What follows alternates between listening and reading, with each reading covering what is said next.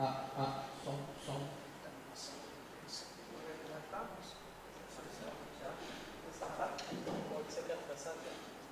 eu só ver aqui para a gente tá no jornal ao vivo, né? Pode ser? Eu só coloco o microfone aqui, tá? Boa noite. Boa. Mas eu acho que ele vai ficar melhor por isso. Boa noite, professor.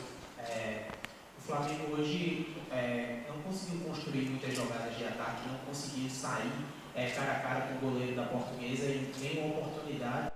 O que é que você achou com mais entrosamento, né? Você colocou os meninos que vinham atuando mais juntos, né? Tirou os reforços da equipe principal. O que é que faltou para o Flamengo criar? Porque a marcação da Portuguesa nem foi tão forte. O que é que faltou para o Flamengo criar? Eu senti uma distância muito grande dos jogadores. Não estavam se aproximando dos jogadores mais técnicos. Além disso, faltou mais alguma coisa para o Flamengo criar uma grande oportunidade, sair daqui com uma vitória. 26 mil pessoas aqui para ver a equipe do Flamengo e boa parte saiu chateada. Boa noite. Eu acho que a gente, numa situação dessa, a gente não vê mérito do outro lado. E tem muito mérito do outro lado no time da Portuguesa. É um time muito experiente, um time com muito mais idade do que o nosso. A gente vem numa batida muito forte com relação a viagem, descanso e jogos. Né? A grande parte desse time estava na Copa São Paulo e acabou saindo no final da primeira fase, e de lá para cá a gente teve 15 dias juntos.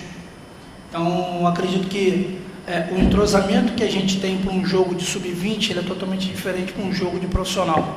Então, eu não vejo demérito no Flamengo, eu vejo mérito também na Portuguesa em conseguir neutralizar algumas jogadas que são de padrões de ataque nosso. A gente só conseguiu fazer uma infiltração do Zé Wellington no primeiro tempo e depois a Portuguesa conseguiu bloquear. Então, eu vejo muito mais mérito no adversário e neutralizar nossas ações de ataque.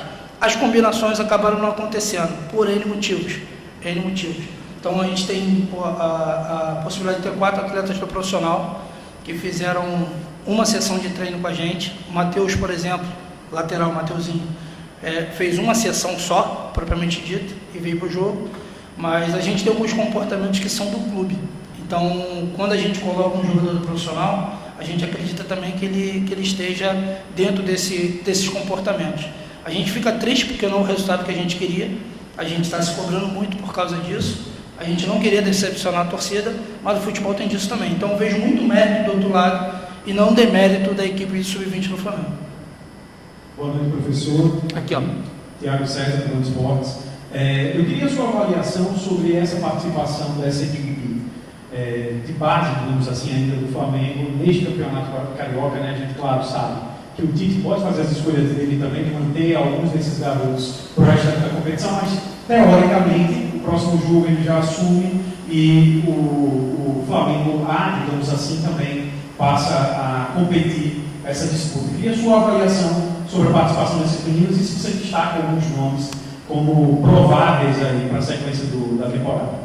Assim, destacar nomes, eu acho que vai ser um pouco leviano da minha parte, se eu não falando de outros, né?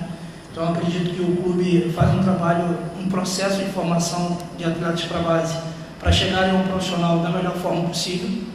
Né? Eu vejo uma grande possibilidade de muitos atletas gerarem retorno, tanto desportivo quanto financeiro para o clube, nessa equipe que estava aqui hoje, e isso é feito há muito tempo. Então, ver número do Flamengo com relação a isso é uma coisa que deslumbra muita gente. Ele tinha uma meta de um valor e isso é quadruplicado, né, numa relação de temporada, mas a avaliação que a gente tem é que a gente conseguiu cumprir aquilo que a gente veio fazer, né? A gente não conseguiu a vitória, a gente está incomodado, nossas equipes de base têm um costume muito grande de ficar com a bola, e a gente pegou 2 equipes que vão dar muito trabalho no Campeonato Carioca. O Nova Iguaçu e a Portuguesa são equipes que são postulantes a classificar entre os 8 e de repente chegar numa condição de semifinal.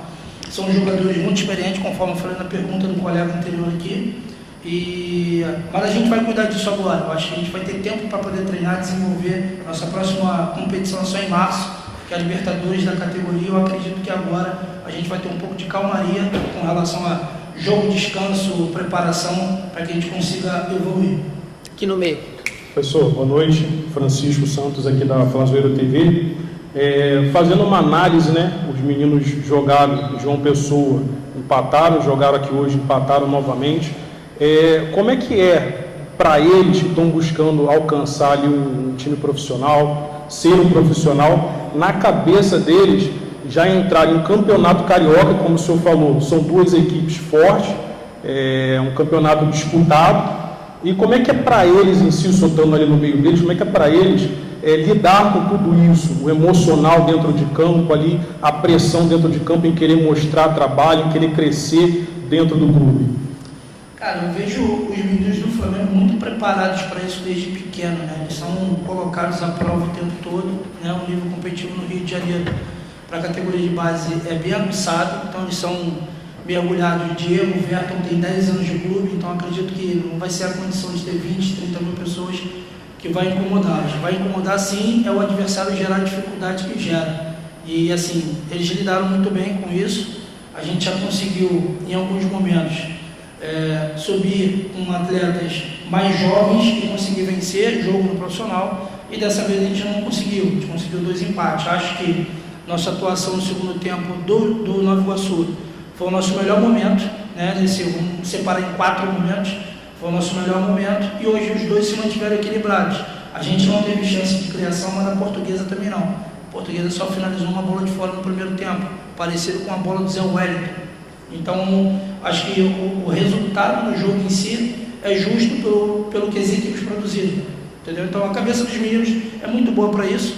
Eles vão passar por esse processo agora. Alguns estão se despedindo da categoria, né? Caso do Diego, do Verto, do Everton, do Noga, do Santiago. São meninos que não vão ter mais compromisso com a gente na base e que eles sigam a carreira deles da melhor forma possível.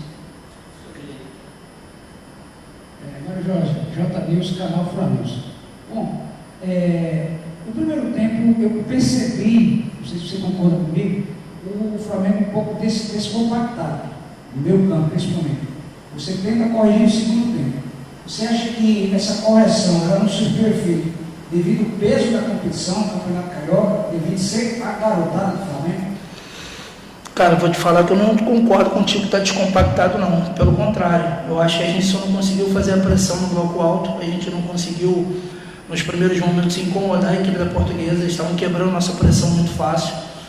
E depois disso a gente tinha uma ideia de compactar com 9 jogadores dentro do segundo setor, e isso aconteceu. A Portuguesa dividiu a posse de bola com a gente, né? Eu acho que eles ficaram no primeiro tempo um pouco mais com a bola, e no segundo a gente ficou um pouco mais. A gente conseguiu incomodar um pouco mais, principalmente dentro do primeiro setor. Enfim, não concordo com a parte da compactação, mas acredito que tudo aquilo que a gente programou para o jogo, aquilo que a gente treinou, eles tentaram fazer. A execução não foi perfeita, mas eles tentaram. Ok, obrigado, boa noite. Obrigado, pessoal, boa noite.